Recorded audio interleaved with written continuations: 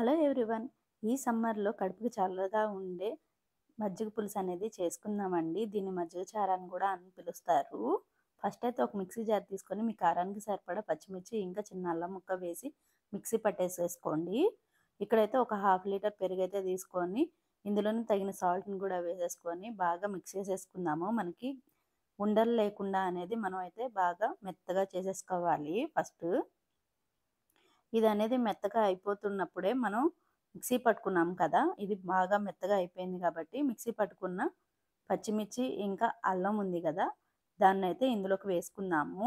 మీకిలా వేసుకోవడం ఇష్టం లేదు అనుకుంటే 2 పచ్చిమిర్చి, చిన్న అల్లం ముక్కని తాలింపులో అయినా వేసుకోవచ్చు. కానీ ఇలా వేసుకుంటే ఇంకా టేస్ట్ అనేది చాలా అంటే చాలా బావుంటుంది. తినే కొద్దీ తినాలనిపించేంత టేస్ట్‌గా అనిపిస్తుంది. అందుకని జెప్పేసి నేను ఇలానే వేస్తాను. దీంట్లోనే బాగా కలిపేసేసుకొని దీంట్లోకి వాటర్ గూడా తగినన్ని వాటర్ అనేది వేసేసుకొని, మీకు పలచగా కావాలో లేదా తిక్కగా కావాలో చూస్ చేసుకొని, దానికి తగ్గ వాటర్ అనేది యాడ్ జేసుకోవాలి.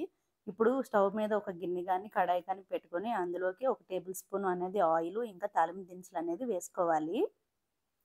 తాలింపు దినుసులు వేగుతుండగానే ఇందులోకి ఎండుమిర్చిని గూడా ఒక 2 తుంచి వేసుకోవాలి.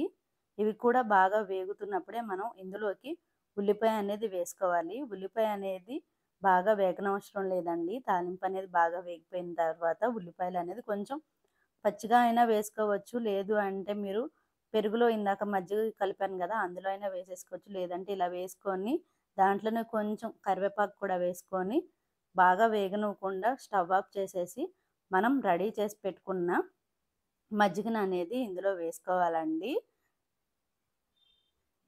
ఇప్పుడైతే మనం వేసేసుకుందాము. స్టవ్ ఆఫ్ చేసిన తర్వాతే పోసుకోండి. లేదంటే విరిగిపోతుంది. ఇదైతే ఒకసారైతే కలిపేసుకుందాము. ఇందులోనే పసుపు కూడా వేసుకోండి. నేను చెప్పడం మర్చిపోయాను ఇందాక. దీంట్లోనే కొంచెం కొత్తిమీర వేసేసుకొని కలిపేసుకుంటే ఎంతో టేస్టీగా ఉండే మజ్జిగ పులుసైతే రెడీ అయిపోయింది. చాలా అంటే చాలా టేస్ట్‌గా ఉంటుందండి. ఈ సమ్మర్‌లో అయితే డెఫినెట్‌లీ తినాలి. అంత బావుంటుంది టేస్ట్ అయితే.